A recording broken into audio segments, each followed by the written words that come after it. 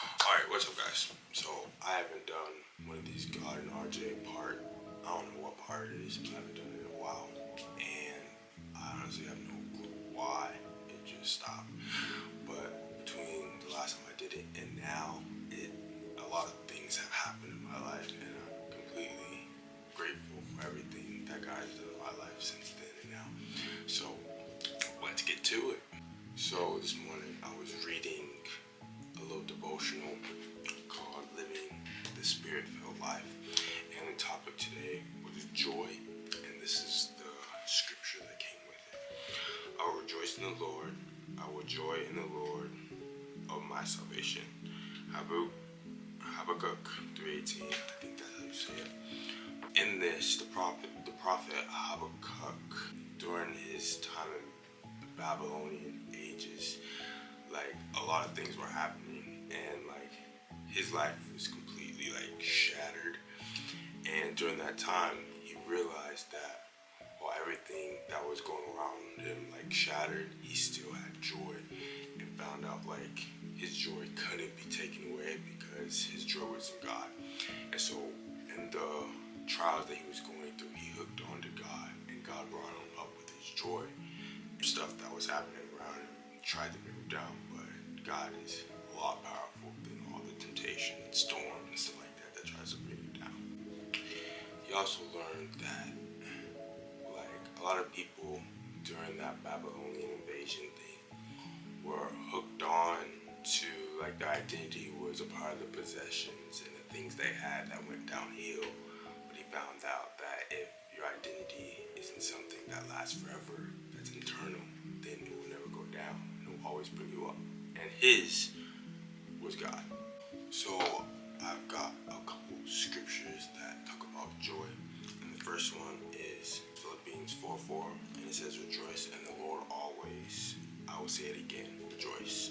Key word in this scripture is always.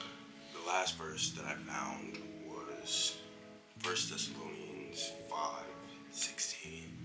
And it says, rejoice always. Keyword always.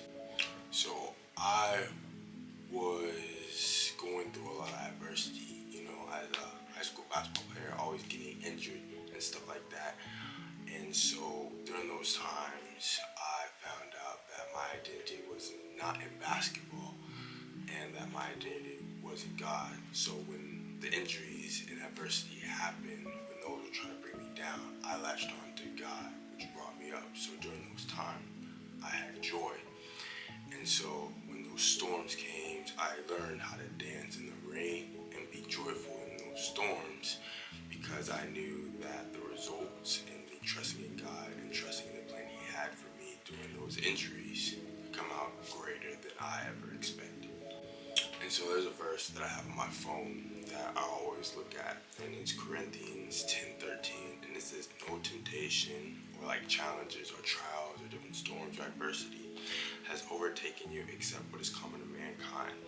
And what is common to mankind means like everybody goes through it. Everybody goes through storms. Everybody goes through troubles and stuff like that. And God is faithful. He will not let you be tempted beyond what you can bear. So he will not let you go through different storms, different trials, and stuff like that beyond what you can bear. He wouldn't do that. He's not that type of God. He's a loving God. And it says, but when you are tempted, going through trials, adversity, stuff like that, he will always provide a way out so that you can endure it. God will never put you into things that you can't get out of. He always provides a way out of those challenges or adversities or whatever. And it says, so you can endure it. And there's another verse. It says, consider it pure joy, my brothers and sisters, whenever you face trials or many kinds, because you know that the testing of your faith produces perseverance. So what he's trying to say is that when those trials come, when those storms come, if you have joy and hook on to the Lord, like things that are trying to bring you down won't bring you down, because you found out that your identity isn't in the storms or the things that are trying to take you down. It's in God. So he will rise you everywhere you go if only you hook on to him and not have that identity in other things. So I hope this video helped you in some type of way, and like we talked about joy and how if you hook on to God during those trials and tribulations, or temptations, or storms, adversity, you hook on to God, He will